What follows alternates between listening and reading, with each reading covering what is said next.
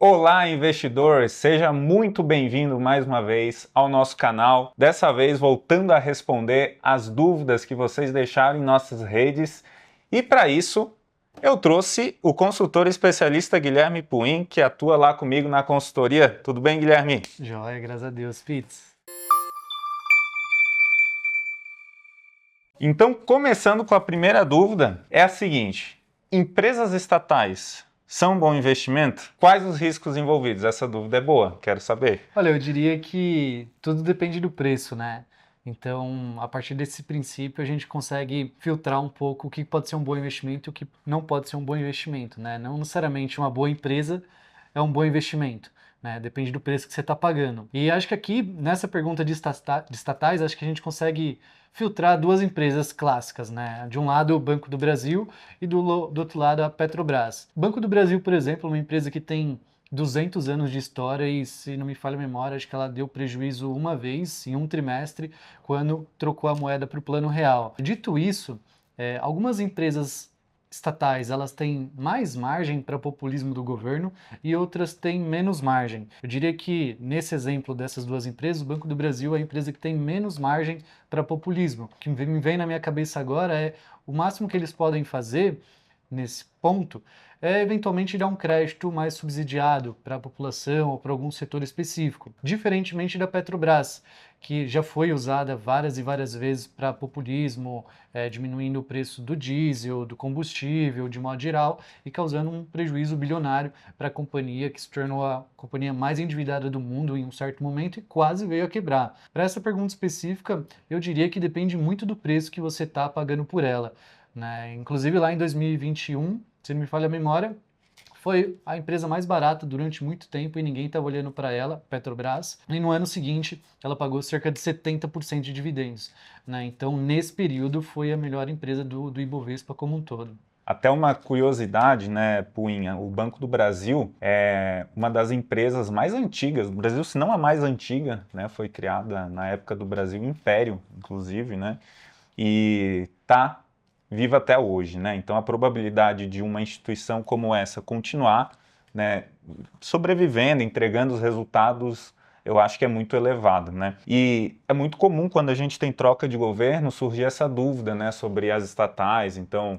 independente do tipo de governo, né, sempre tem essa preocupação por parte dos investidores e, naturalmente, o risco maior aqui estaria no controle, né, dessas empresas. Então, claro que se você observa o preço, né, então quando você vai comparar os pares, né, você pega o Banco do Brasil e pega Itaú, né, Itaú é uma empresa controlador privado e Banco do Brasil, governo federal. Naturalmente, o investidor vai olhar qual que está mais barato. Se o Banco do Brasil tiver com múltiplos muito mais caros, vale a pena dar uma revisada, né? Pô, se você tem aqui talvez uma governança mais eficiente, por exemplo, no Itaú, talvez faça mais sentido investir no Itaú. Porém, o que a gente tem visto por último, né, é que o Banco do Brasil tem negociado com múltiplos muito baixos, né? Então aqui a gente acaba abrindo uma margem de segurança, um conceito aí trazido pelo Benjamin Graham, que se aplica muito bem aqui às empresas estatais também, né, Puin? Perfeito, Pitts. Segunda dúvida, dólar alto. Ainda assim, vale a pena dolarizar? Eu acho que essa é uma pergunta bem perspicaz e eu colho alguns dados históricos, né? Então, se vocês olharem os últimos 15 anos, o dólar ele teve uma rentabilidade anual frente ao real de 7% ao ano, né? Isso dá mais ou menos nos últimos 15 anos 184% contra o real, né? E só no ano passado o dólar ele se valorizou cerca de 28% contra o real, né? Isso sem investir em nenhum ativo, só o dólar, só a moeda, a exposição em relação ao real rendeu em torno de 7% ao ano. Exatamente, só questão cambial. E uma exclusivamente por conta de inflação, né? Se a inflação americana for menor do que a inflação brasileira, e se o crescimento americano for maior do que o crescimento brasileiro, a tendência de longo prazo é que você abra uma boca de jacaré, né, do dólar contra o real, né? E olhando num ponto de vista de asset allocation, de portfólio, é, todo investidor deveria ter uma posição em moeda forte.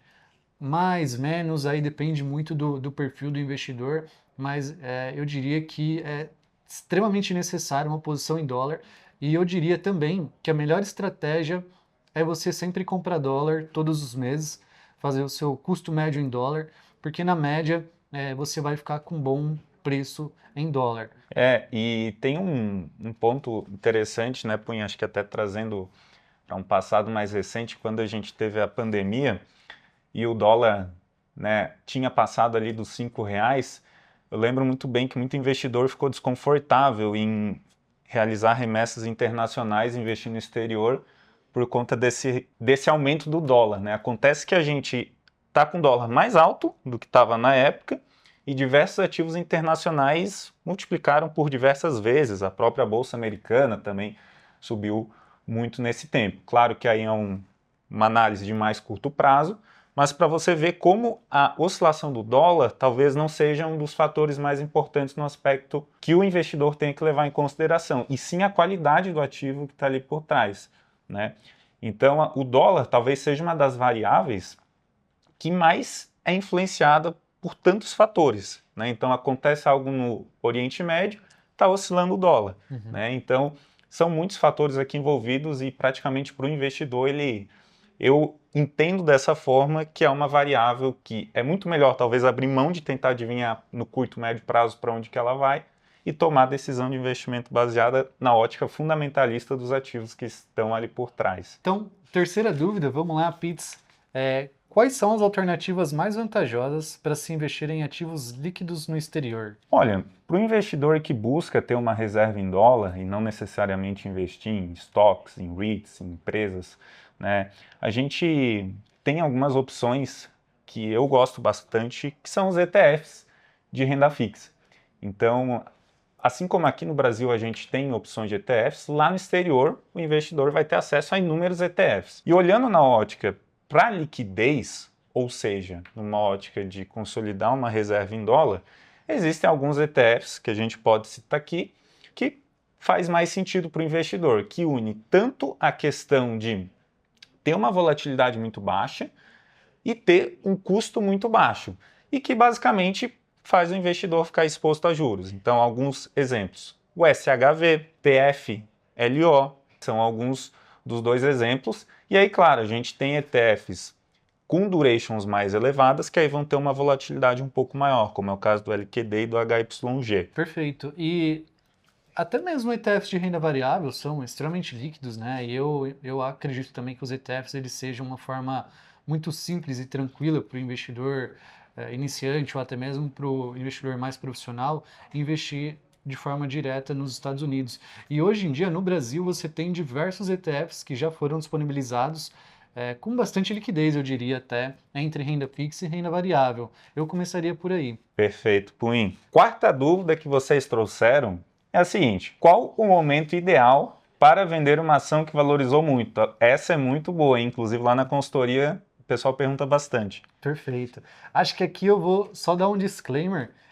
Na minha opinião, tem ações que você nunca deveria vender, nunca, né? Porque são empresas que eventualmente sempre acabam tirando um coelho da cartola, né, de forma positiva. São empresas que sempre surpreendem de forma positiva. Uma vez que você encontra uma empresa dessa e você conseguiu comprar um bom preço, dificilmente eu venderia uma empresa dessa. Tá? Acho que um exemplo, só para deixar claro aqui, seria uma VEG da vida, que desde que eu me entendo como investidor, a VEG sempre foi cara, esteve cara e está cara ainda até hoje, e uma empresa que trimestre a trimestre continua aumentando seus resultados, tá? Então, acho que, tirando esse disclaimer, acho que, dado que a ação ela se valorizou demais, o investidor ele deveria pensar, ok, se eu vender essa ação, aonde que eu vou alocar esse capital? Né? Então, o primeiro ponto seria por custo de oportunidade. Você tem alguma outra ação que, se você vender aquela que você está extremamente valorizado e pegando esse capital e alocando em outro lugar, você teria uma rentabilidade tão alta quanto a que você ainda está tendo com essa empresa? Se a resposta for sim, então é uma via interessante para você acabar vendendo essa ação. E um outro caso é se ela realmente está muito acima do valor intrínseco. Né? O valor intrínseco é basicamente o valor, né, quando você faz o valuation, é o valor aproximado justo, né, de que uma empresa ela vale. E o mercado ele dá oportunidades né, para você comprar muito abaixo do valor intrínseco, mas também para você poder sair, né, vender muito acima do valor intrínseco. Então, se a ação ela valorizou muito e ela está muito sobrevalorizada nesse sentido, também acaba sendo um momento para você vender. E aí eu vinculo, né, ao primeiro ponto, claro que você tem que ter também uma outra ação disponível ali, uma outra empresa interessante para conseguir alocar aquele capital numa mesma taxa de tão rentável quanto você está na ação atual. Tem algumas ações que eu brinco que são igual casamento, né? Assim, você mantém na carteira e dificilmente você vende, né? Acho que a gente tem até o exemplo do Warren Buffett, que ele tranquilamente tem diversas empresas no portfólio com mais de 30 anos ali que ele mantém em carteira e nunca vende, né? Então eu acho que são poucas as empresas e geralmente essas empresas elas possuem uma vantagem competitiva muito sólida, né? Então até fazendo já a ponte com a quinta pergunta que vocês trouxeram, que é justamente sobre vantagem competitiva, é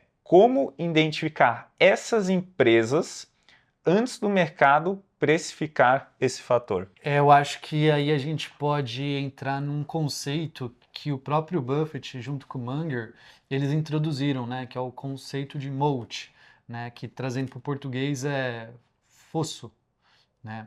Então, como que é esse conceito? Basicamente, a empresa ela cria um fosso, né, em volta do castelo, que seria a empresa, que protege essa empresa de competidores, né? E existem vários tipos de moats, por exemplo, né? Um seria a vantagem de custo, né? Então, por exemplo, a Ambev, né, com a distribuição que ela tem de logística, é uma grande vantagem competitiva dela. Outro exemplo seria a própria WEG, com a escala industrial, também é um moat que ela conseguiu criar ao longo do tempo.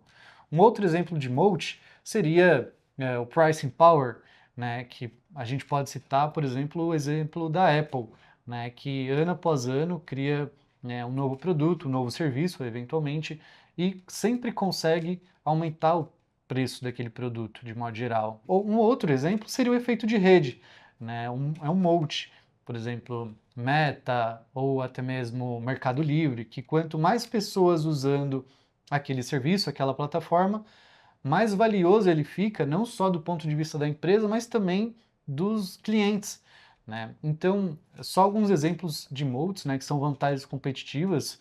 E indo para o ponto mais prático, A própria Amazon, né, dá para citar pelo flywheel, né? Então você tem mais usuários dentro da sua plataforma, você tendo mais usuários, você atrai mais anunciantes, você atraindo mais anunciantes, você aumenta a gama de opções de produtos ali dentro, você aumentando essa gama de produtos, você consegue também reduzir o preço, porque você vai ter muito mais usuários ali, então você tem um ganho de escala, e o próprio usuário se sente mais atraído porque ele vai ter mais opções, né? Então no final é um ciclo que o Jeff Bezos ele apresenta até como flywheel da Amazon, né? Acho que entra nesse conceito de rede que você trouxe. maravilha. E indo direto ao ponto aqui, pô, como que você consegue identificar essas empresas com vantagens competitivas, né? Então, a princípio esse conceito ele ajuda, mas olhando mais para o ponto quantitativo, né? Pô, se uma empresa ela tem um ROI acima de 15% durante 5 anos consecutivos, é interessante, você já pode ficar de olho. E se, por exemplo, o ROIC, né, o retorno que a empresa tem é maior do que o custo de capital dela, né, ou seja, das dívidas que ela eventualmente acaba tomando. E aí tem algumas perguntas bem chaves que você pode se fazer, né, para identificando um pouco mais essas companhias, né? Então a primeira pergunta por que os clientes escolhem essa empresa? Segunda pergunta, o que impede novos concorrentes? E a terceira pergunta essa empresa vai estar existindo daqui a 10 anos? Então acho que com essas três perguntas você consegue filtrar bem o universo de empresas ali para você identificar e, por fim, acabar investindo com base na sua tese. Você já parou para pensar o quanto que custa uma decisão errada nos seus investimentos? Ou até mesmo ficar parado enquanto as coisas acontecem? Na Suno, ajudamos milhares de investidores a investir melhor de forma segura e sólida. E por isso, no nosso aniversário de 8 anos, gostaríamos de lhe dar um atalho, uma consultoria especializada focada nos seus objetivos. Bom, então chega de adiar as decisões mais importantes da sua vida, né? Aqui embaixo tem um link para entrar em contato com nossos especialistas. Alguém vai entrar em contato com você para te ajudar. Pessoal, então é isso. Fique à vontade para deixar as suas dúvidas aqui nos comentários e nos vemos no próximo vídeo. Até mais!